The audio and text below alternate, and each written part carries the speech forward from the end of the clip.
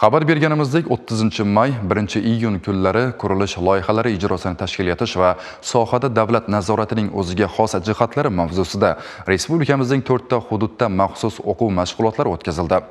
Qoraqalpog'iston Respublikasi, Buxoro va Xorazm viloyati mas'ullari uchun viloyatimizda tashkil etilgan mintaqaviy o'quv mashg'ulotlari tafsilotlari muxbirimiz lavhasida.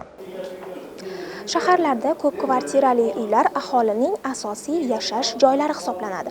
O'zbekiston ham seysmik faol mintaqada joylashganligi sababli bunday binolarni qurishda doimiy nazoratni o'rnatib borish insonlar hayotini muhofaza qilishdek muhim masala sanaladi. Qoraqalpog'iston Respublikasi, Buxoro va Xorazm viloyatlaridagi sohaga mas'ul bo'lgan xodimlar uchun tashkil etilgan 3 kunlik o'quv mashg'ulotining ham asosiy mavzulari ayni shu yo'nalishlar hisoblanadi.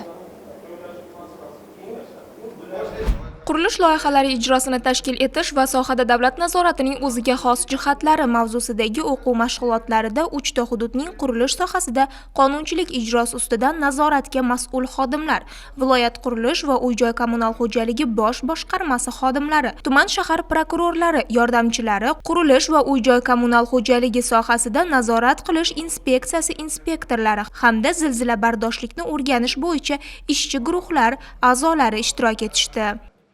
Qoraqalpog'iston Respublikasында ko'p qavatli turar joylardan 120 turar joy bu yilga qurilib bitkirilib topshiruv rejalashtirilgan bo'lib, hozirgi vaqtda inspeksiyadan 77 turar joy imorati tizimdan o'tdi. Haqiqatында da bu seminar biz uchun juda bir qo'l keldi. Proyektlar qalay amalga oshirilib kerak, nelarga tekrarlanib amalga oshirilib kerak, hamda bularda qadag'alash prosessi qalay olib borilib kerak, bu haqida tushunchalarga ega bo'lib o'tirmiz. Bugun meni hozir ekspertizadan qalay o'tkaziladi son masalalar bo'yicha leksiya bo'lib, so'dan o'zimizga tegishli ma'lumotlarni o'rganib o'tirmiz.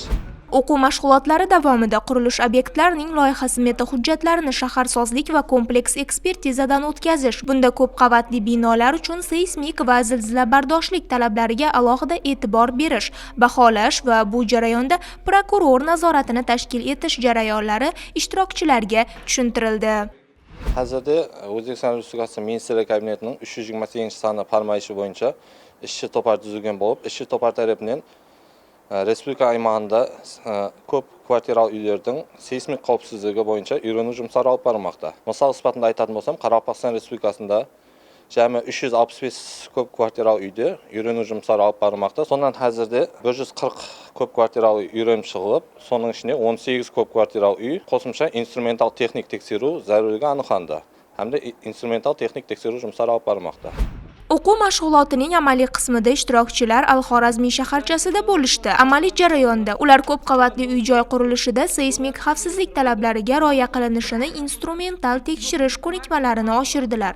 Hududlarda tashkil etiladigan prokuror nazoratini olib borishda e'tibor qaratish zarur bo'lgan jihatlarni o'rgandilar. O'quv seminarida nazariy bilimlar bilan bir qatorda qurilishlarga chiqib, joyida o'sha laboratoriya sinovlari o'tkazildi. Bunda biz ham ishtirok etib, o'z bilimlarimizni oshirdik. Ko'p qavatli uylarni poydevor qismidagi o'sha ishlatilgan betonning markasini aniqlashda laboratoriyadan o'tkazib ko'rdik.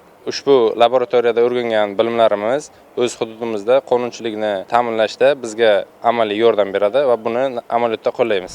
O'zimizning tajribamizni boshqa viloyatlardan kelgan hamkasblarimizga ko'rsatib berdik. Bu tajriba almashuvi aynan shu Xorazmda bo'lib o'tishiga sabab bu bejiz emas, chunki bizni qurilish inspeksiyamizda laboratoriya xodimlari tomonidan barcha qurilishlarda muntazam instrumental tekshiruvlarni, uni fundamentidan tortib turib to seysmik tekshirish imkoniyatlarimiz mavjud. Bizda 100 dan ortiq zamonaviy asboblarimiz mavjud. Prezidentimizning 158-qaroriga asosan tugallangan qurilishga qabul qilinayotgan ko'p xonadonli, ko'p qavatli uylarni seysmik tekshiruvdan yana o'tkazamiz.